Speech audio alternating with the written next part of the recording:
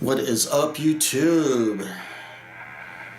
My name is Doug Pexa, and I'm an artist. This week I'm taking my commitment to drawing in my sketchbooks serious.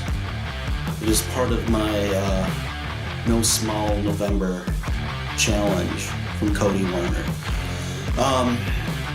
So I wanted to be a little more focused on this one, and I wanted to draw something that I am not very good at. I definitely have a problem with drawing really good hands. So I'm gonna get into the sketchbook, draw some hands from reference, and see what comes out of it. I don't want to spend a lot of time talking before I get to the content here. So let's just get into the studio, break out those pencils, and get going.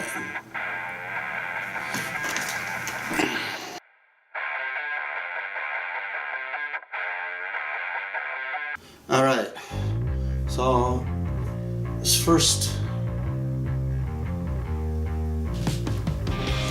there are no rules in your sketchbook. We're going to do some hand studies. Let's go. So here I'm using a very small light pencil. I think it's an H. Another video I will tell you a little bit more about pencils and their numbering systems. But I am laying out some major things on the hand that I'm using for reference. Getting that all kind of set down, kind of where the knuckles are, the lines of the tendons. I'm going back in now. I'm verifying. I'm liking where actual main geometry is going.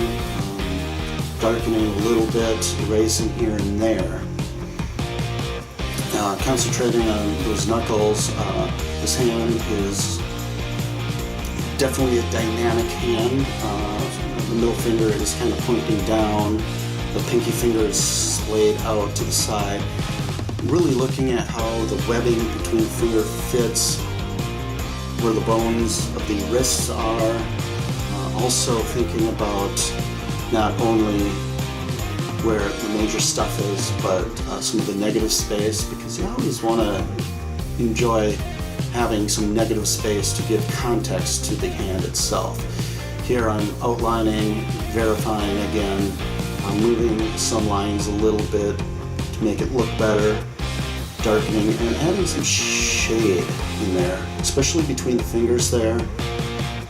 Looking at my reference for sure on each and every time I go through an area. Paying attention to shadow, shape, form, not just line. Drawing is not about just line always, it's about figuring out where the darks and the lights are. Pencil, it's easy to do a little bit more. I had moved up to a 3B, which is a darker, thicker lead, and I will actually twist while I'm drawing the pencil itself to keep a sharper point. Going back over, playing around,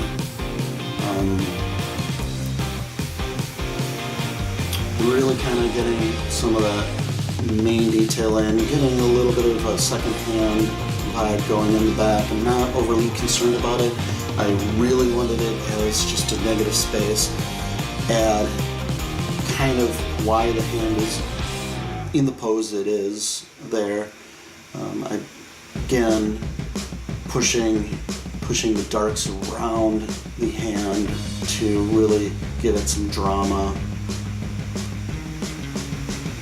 Keeping the negative space pretty loose, little vibe, and done.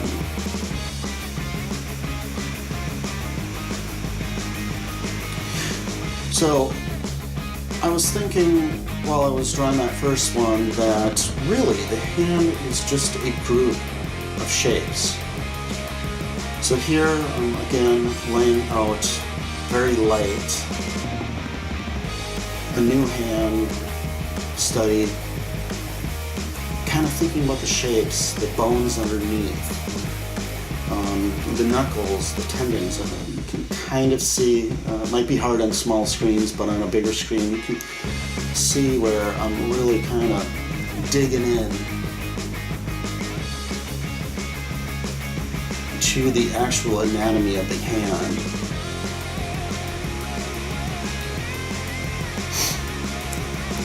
Getting the base up. I didn't like the pinky finger on this one, which is okay. You can always erase, go back in, or just draw over if you want. Thinking about the webbing again.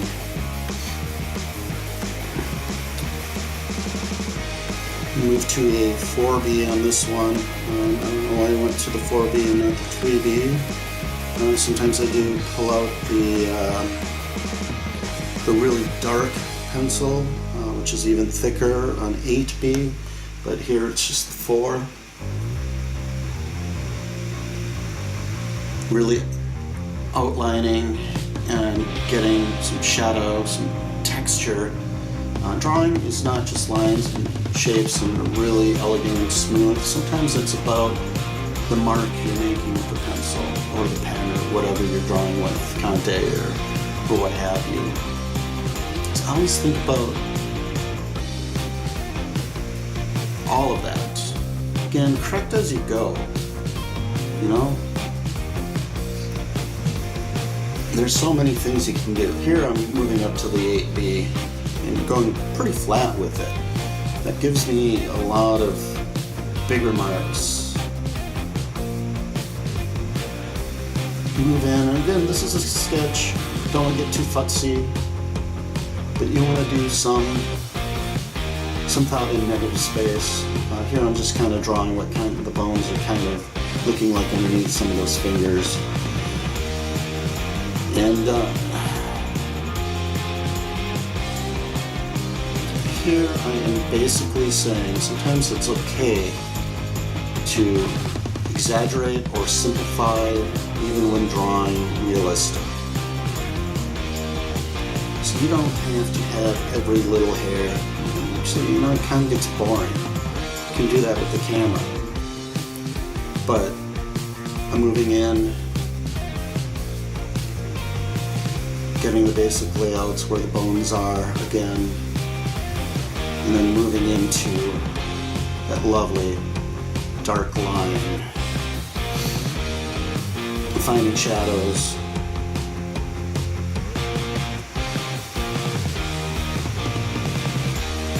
Playing around. I kind of get off screen here for a little bit, but don't worry, I'll slide that up here in just a moment.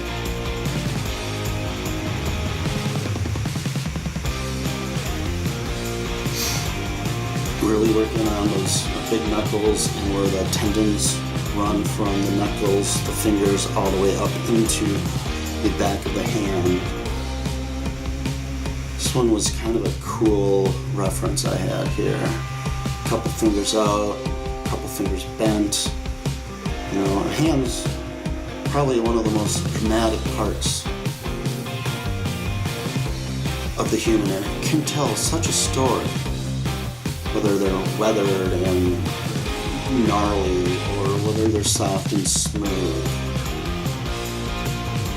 I kind of like the weathered, the dramatic look of hands. Again, pushing the darks, really like to make it stand out. That last little pencil I had was actually a charcoal, or they call it a graphite stick. It has no wood in it. That one I think was a 4B.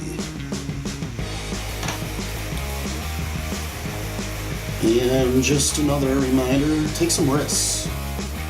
You may fail, but you learn from your failures. So this one I moved to the pen. Did a little bit of light pencil underneath just so I had an idea where everything was and might be. This is much more unforgiving. I find this hand to be kind of a fail because it's fairly narrow, probably too narrow, and really just concentrating on some of the mark, line, weight of the mark.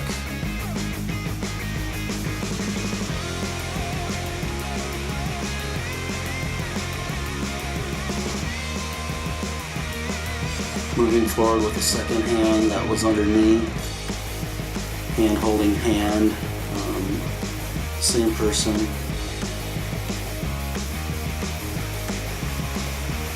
And again, I'll slide this up in a little bit when I realized I was off camera for a little bit.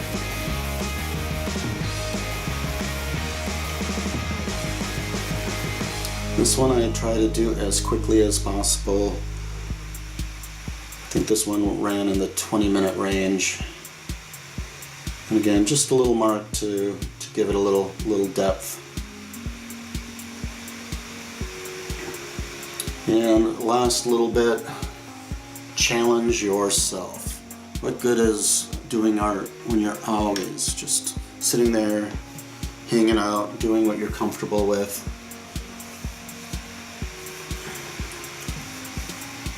Pushing the line here. The little underdrawing, which I didn't show again. I had the wrist a little too exaggerated. I didn't like that. I went by, reformed it a little bit. Overall, I kind of feel like all these drawings were quite successful.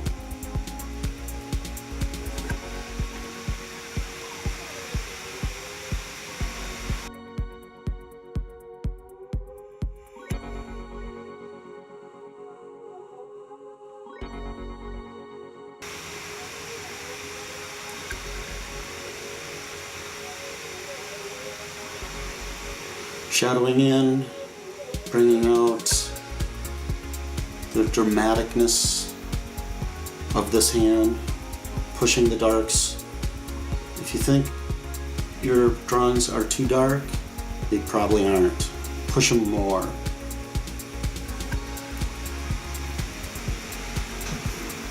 And don't forget, you can always use the eraser as a tool in drawing. As a drawing tool, not just an erasure tool, but as a drawing tool. So if areas get too dark, go back in with the eraser. Scrape some of that out, make some marks with the eraser. And there you have it.